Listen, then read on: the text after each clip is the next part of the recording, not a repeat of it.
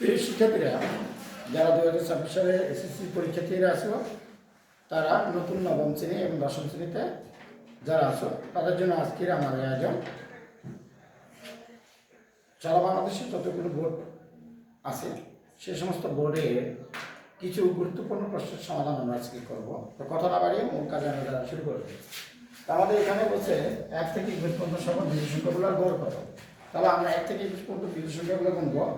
1, 3, 5, 7, 9, 11, 13, 17, 15, 17, 19, এর ভিতরে কয়টা বললাম?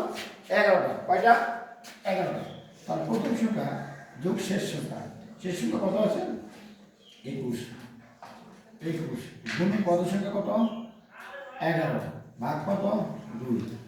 তাহলে 21 আর 1 যোগ করলে কত হয়? 22। ভাগ 2। 22 এর দিকে ভাগ করলে কত হয়? 11। 11 11 গুণ করলে কত? 121। 121। 121 আমরা আগে পদ সংখ্যা যেহেতু আছে কয়টা আমরা বিজয় সংখ্যা পাচ্ছি 11টা। আমরা 11 ভাগ করলাম। 11 121 ভাগ করলে কত? 11 কত হয়? 121। এখানে আমাদের 11 হবে। 11 এই একের উত্তর হলো 11। প্রিয় শিক্ষার্থীরা, আমরা 2 নম্বর প্রশ্নের সমাধান করব। সবাই লক্ষ্য রাখবো। এখানে বলছে ক্যালকুলেটর একটা, এখানে বলছে 35, 40, 42, 50, 56, 42, 50, 64। আর পরের সংখ্যা হলো 494। 1, 2, 3, 4, 5, 6, 7, 8, 9, 10, 11। 494 ভাগ হলো 11। 45.09। 45.09। 4 নম্বর প্রশ্নের উত্তর। এটা আমরা কিভাবে করব?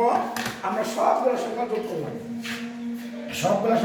গড়ের নিয়ম হলো গড় সমান লেখা যায় সংখ্যাগুলোর সমষ্টি ভাগ উপাত্ত সময়ের সমষ্টি ভাগ উপাত্ত সময়ের সংখ্যা।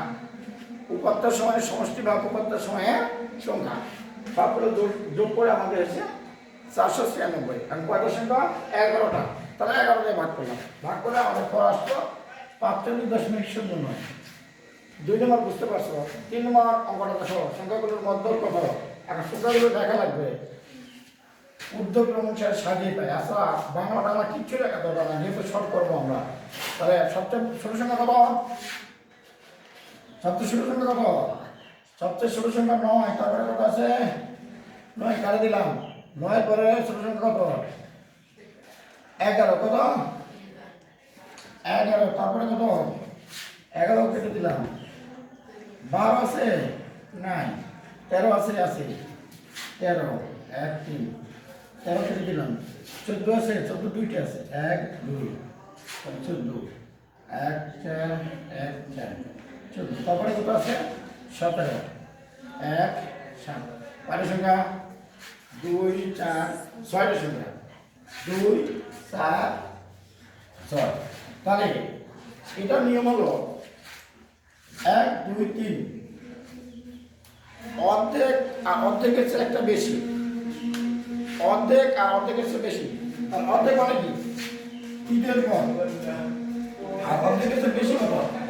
1 আর 4 পদ। তার মানে 3 পদ আর 4 পদ যোগ ভাগ হলো 2। তাহলে মধ্য কেটে নেব, যেটা মধ্য জোরের মধ্যে 13 যোগ 14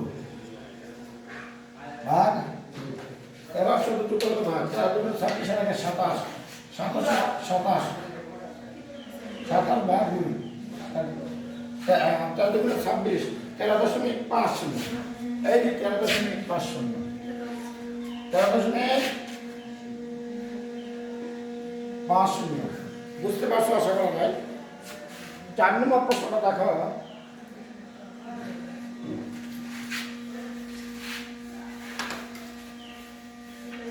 4 নম্বর প্রশ্নটা আমাদের কি বলছে, 1 থেকে 22 পর্যন্ত স্বাভাবিক সংখ্যার মধ্যে 3 দ্বারা বিভাজ্য সংখ্যাগুলোর মধ্য কোনটি? 3 দ্বারা বিভাজ্য বলছে, তার হলো মধ্য গুণ বলছে। আচ্ছা, 3 দ্বারা 1 থেকে কত পর্যন্ত 22 পর্যন্ত, আবার 3 দ্বারা বিভাজ্য 3, 6, 9, 12, 15, 18, 22 পর্যন্ত 21। পরের সংখ্যা 3, 3 গুণ 6। আচ্ছা, এদিকে 3টা দিলাম, এদিকে 3টা। দেখো তো সহজ টেকনিক, মাস্টার সংখ্যা কত থাকে? 12। কত? তাহলে এই সংখ্যাটা 3, 6, 9, 12, 15, 18, 21। কারণ 22 পার হওয়া যাবে না, 22 তো পাঠাতে পারবো না। তাহলে এখানে মধ্য কত আমাদের 12, মধ্য কত 12। আশা করি বুঝতে পারছেন। এখন পরের সংখ্যাটা বলছে উপাত্তের সময়ের মধ্য কত। আমরা এটা ছোট থেকে বড় সাজাবো, এটা সাজাবো। সবচেয়ে ছোট সংখ্যা কত আছে? 5 নম্বর সমাধান। সবচেয়ে ছোট সংখ্যা কত আছে? এখানে 9 আছে। কত আছে? 9। তারপরে কত আছে? 10। তারপরে কত আছে? 11। তারপরে কত আছে? 12। তারপরে কত আছে? 12। 13 না 14 আছে? 14 একটা আছে 14। তারপরে কত আছে? 15, 18। কত? 15, 18। তাহলে কয়টা সংখ্যা? 2টা, 4টা, 6টা, 7টা। তাহলে এটাও দেখো, 3টা, ওদিকে 3টা, মাঝখানের সংখ্যাটা কত? 12। এরকম যদি বিদ্যুৎ সংখ্যা হয় তাহলে আমরা এরকম সেকশন করবো। 9টা যদি হতো তাহলে এটা করতাম, কি করতাম? 4টা এদিকে নিতাম, এদিকে 4টা নিতাম। তাহলে মাঝখানে যে সংখ্যাটা থাকবে সেটাই হলো মধ্য। কারণ এটা যদি আমরা বিদ্যুতের সংখ্যা m+1/2 করে যদি করতে হয় অনেক সময় লাগবে। আমরা এটা নৈবিত্তিক করাচ্ছি, বহু নির্বাচনী প্রশ্ন করাচ্ছি। তো সেক্ষেত্রে এটা উত্তর হবে 12। এই শিক্ষার্থীরা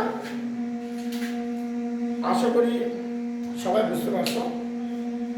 আমাদের পরবর্তী ক্লাসে পরবর্তী কোনো একদিন দেখা হবে। সে পর্যন্ত সবাই সুস্থ থাকো, সুন্দর থাকো।